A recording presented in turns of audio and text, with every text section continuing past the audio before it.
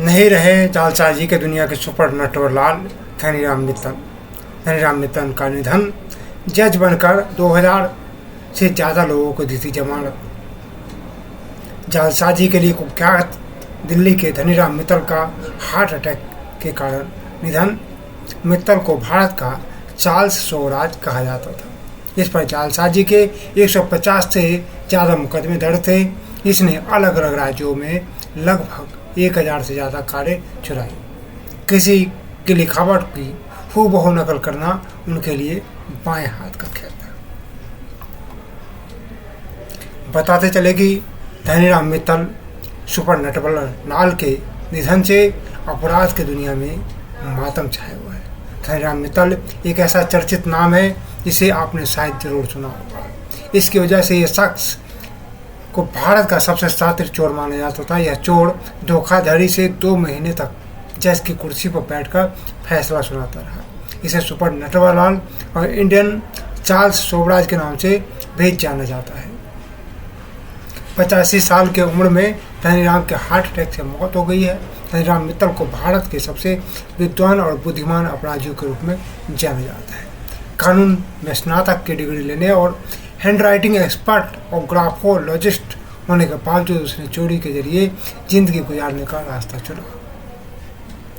बता दें कि धनीराम का जन्म हरियाणा के भिवानी में 1939 में हुआ था। कहा जाता है कि उसने दिल्ली, हरियाणा, राजस्थान, चंडीगढ़ और पंजाब जैसे कई राज्यों में हजारों से अधिक कारें चुराई।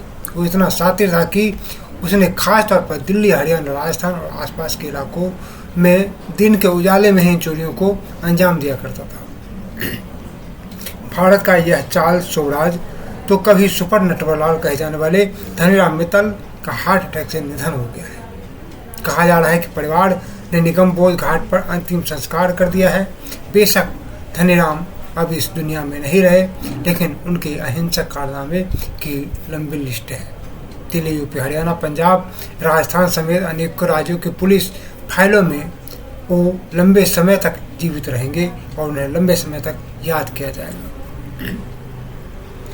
धनीराम के खिलाफ लगभग 150 से ज़्यादा जालसाजी मामले हैं। पुलिस के मुकाबले धनीराम पर जालसाजी के 150 से ज़्यादा केस दर्ज है और वो हूबहू लिखावट का मास्टर माना जाता था। LLB पास ठग खुद ही अपने मुकदमों की पैरवी करता था। दिल्ली में मित्तल के खिलाफ सबसे अधिक ACP राजपाल डबास ने कार्रवाई की थी। वे पहले SI और फिर इंस्पेक्टर बने। राज्यपाल की तैनाती उस समय एक PCR में थी। कार चोरी के काफ़ी मामलों में उन्होंने मित्तल को अरेस्ट किया था। बताते चले कि यह शातिर इतना ही नहीं, खुद को जज भी बन बैठा। मीडिया रिपोर्ट के मुताबिक 70 के दशक में धनीराम मित्तल एक दिन अखबार में खबर पढ़ी। उसमें लिखा था कि झज्जर के एडिशनल जज के खिलाफ विभागीय जांच का आदेश है। खबर पढ़कर धनीराम झज्जर कोर्ट परिसर में पहुंचे। वहां इससे जुड़ी पूरी जानकारी जुटाई। इसके बाद एक लेटर टाइप कर सीलबंद लिफाफे में रखा। जिस जज के खिलाफ विभागीय जांच थी, जिसके नाम पर पोस्ट कर दिया। बाकायदा हाई कोर्ट के रजिस्ट्रार के मुहर और हस्ताक्षर भी कर दिए।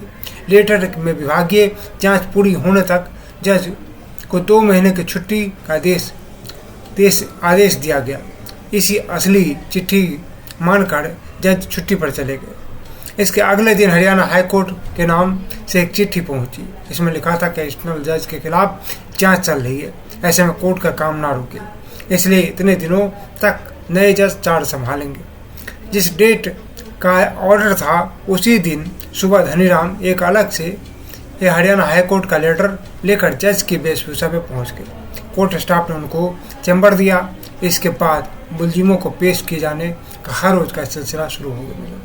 40 दिन तक वो फैसला सुनाते रहे और 2000 से ज़्यादा लोगों को जमानत दे डाली।